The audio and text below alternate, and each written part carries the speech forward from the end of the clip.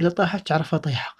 النيازك الحجرية أصدقاء في الطبقة الخارجية ديالها كما كتشوف في الوجه كيكون فيها واحد الانشقاق في الطبقة الخارجية ديالها، وهاد الانشقاق سلام الله عليكم أصدقائي، أمساكم الله بالف خير.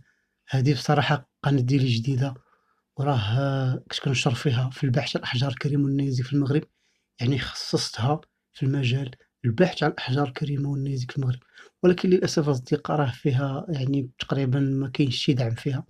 داكشي علاش حبيت ندير هاد الفيديو هذا نعرّف على نفسي. أنا سميتي ديالي عبد العالي، يعني صانع محتوى في المغرب في البحث عن الأحجار الكريمة والنيازك، وهذه القناة ديالي الثانية.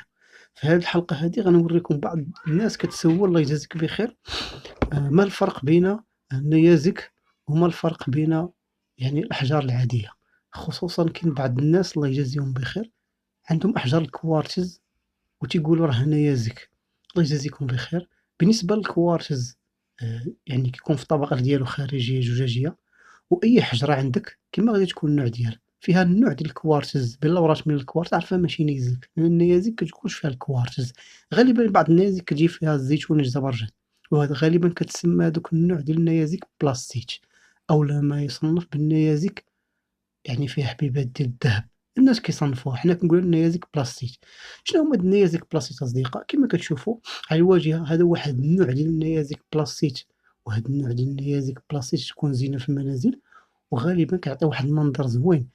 فيها جوج أنواع، فيها النوع المعدني وفيها النوع بحال الدهب. كما كتشوفوا في الواجهة الله يجازيكم بخير كلشي واضح. هذا واحد النوع ديال النيازك السمية ديالو بلاستيك، يعني النيازك معروفة ما كاينلاش أننا نحاولوا نشرحوها، ولكن فيه بعض النوع ديال النيازك اللي هما صعيب التعرف عليهم، هما النيازك الساقطة أولا ما يسمى بالنيازك الكربونية ولا النيازك القمرية ولا المريخية. هادو كلهم نيازك اللي ما كيجبدوش المغناطيس، يعني ماشي ما كيجبدوش المغناطيس بدرجة كبيرة بزاف، ولكن صنفوهم 5% ما كيجبدوش المغناطيس، يعني عندهم واحد الجاذبة للمغناطيس أصدقاء بدرجة خفيفة بزاف 5%. 5% يعني المغناطيس كيشم، خصوصًا إلا كان نيزك كربوني ولا نيزك قمري ولا نيزك مريخي، هادو كلهم صعيب، يعني بخلاصة القول باش تعرفهم خاصك ديهم المتحف. أجي نشوفو بعض النيازك الحجرية، وهاد النوع ديال النيازك الحجرية اللي كنصنفوهم سهل التعرف عليهم، غير نتا بعين المجردة إلا طاحت تعرفها طيحة. النيازك الحجرية أصدقاء في الطبقة الخارجية ديالها كما كتشوف في الوجه كيكون فيها واحد الانشقاق في الطبقة الخارجية ديالها، وهاد الانشقاق هادي كيولد في النيزك ملي كيكون يلاه سقط القشرة ديالو كتبدا تفسخ كتبدا طيح، كيعطي واحد الانشقاق في الحجرة. وهاد النوع ديال النيازك إلا قدام الطبقة الخارجية ديالها كتعطي صدى، مع المدة إلا قدام مع الما ومع الشتا كتولي مصدية. وهاد النوع ديال النيازك الحجرية الأصدقاء باش نكونوا واضحين كيجبدوا المغناطيس 100% بحال النيازك الحديدية، وهاد النوع هذا راه ساهل التعرف عليهم أصدقاء. نعم هاد النوع هذا أصدقاء ساهل التعرف عليهم، ما كاينلاش أنك تحتاج شي خبير ولا شي حاجة غير بالعين المجردة. في بعض النوع ديال الأحجار، وهاد النوع الأحجار أصدقاء هي أحجار عادية رسوبية أو ما يسمى بأحجار البراكين. هاد النوع ديال الأحجار البراكين أصدقاء كتكون في البراكين كيكون فيها ثقوب كما كتشوفوا في الواجهة فيها ثقوب، وهاد النوع ديال الأحجار هادي راه ماشي نيازك، هادو ماشي نيازك، هادو أحجار براكين، أحجار بركانية، ما كتكونش جاذبة للمغناطيس وكيكون الوزن ديالها خفيف بزاف. هادو كاين بعض الناس كتكون عندهم كيقول لك حكا راه نيازك، حكا راه نيزك، هادو ماشي نيزك، كيكون فيها ثقوب، الوزن خفيف ليس جاذب للمغناطيس كما كتشوف في الواجهة. هادو بعض النوع ديال الأحجار البراكين، نعم البراكين ماشي نيازك. أجيو نشوفو بعض الأحجار الأخرى اللي حتى الناس كتصيفطها على أنها نيازك، ألا وهي النوع ديال التاكتيت.